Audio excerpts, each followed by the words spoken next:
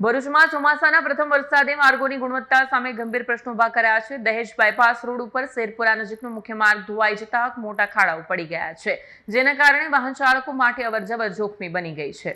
દહેજ bypass road Vagra તાલુકાના વિલાયત સાયખા તેમજ દહેજ જીઆઈડીસીને જોડતા મહત્વનો માર્ગ હોવાથી અહીં દિવસભર ભારે વાહન વ્યવહાર રહે છે। માર્ગ ધોવાઈ જતા વાહન ચાલકોને ભારે હાલાકીનો સામનો કરવો પડી રહ્યો છે। ઘટનાની જાણ થતાં સ્થાનિકોમાં રોષ ફાટી નીકળ્યો છે। સ્થળ પર પહોંચેલા અધિકારીઓ સમક્ષ લોકોએ ઉગ્ર રજૂઆત કરી તાત્કાલિક સમારકામની માંગ ઉઠાવી। સ્થાનિકોના જણાવ્યા મુજબ દર વર્ષે ચોમાસામાં આ જ સ્થળે પાણી ધોવાઈ માર્ગ ધોવાઈ જવાની અને પાણી ભરાવાની સમસ્યા સર્જાય છે। સ્થાનિકોના વિરોધ બાદ તંત્ર હરકતમાં આવ્યું અને તાત્કાલિક મટીરીયલ મંગાવી યુદ્ધના ધોરણે માર્ગના સમારકામની કામગીરી શરૂ કરાવી।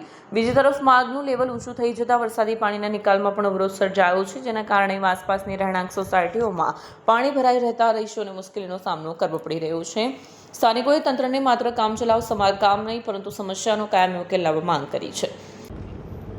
ગુજરાતની ભાજપ સરકાર વિકાસના જૂઠ્ઠા દાવાઓ કરી રહી છે, તેની એક સાબિતી આજે ભરૂચના બાયપાસ ફ્લાયઓવરની કહી શકાય કે આજુબાજુના જે સર્વિસ રોડ છે એ સર્વિસ રોડ પર જોઈ શકાય છે।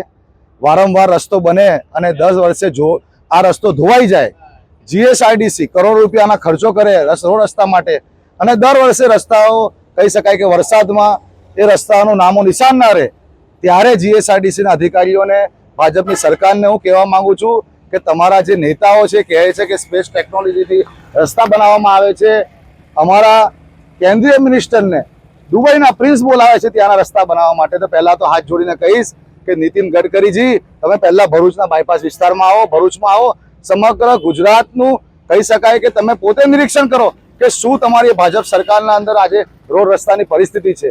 આજે જીએસઆરટીસીનો જે કહી શકાય કે વિભાગ છે સૌથી ગુજરાતનો ભ્રષ્ટ વિભાગ છે।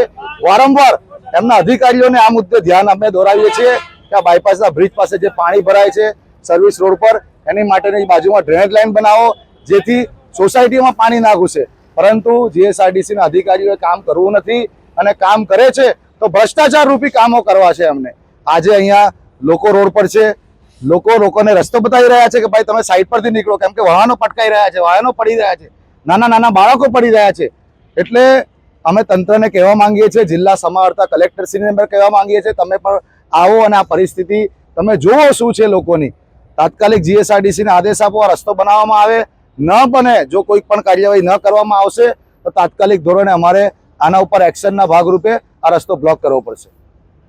વિડીયો જર્નાલિસ્ટ વિરેન્દ્ર પાટીલ સાથે સજા ટીવી ન્યૂઝ ભરૂચ।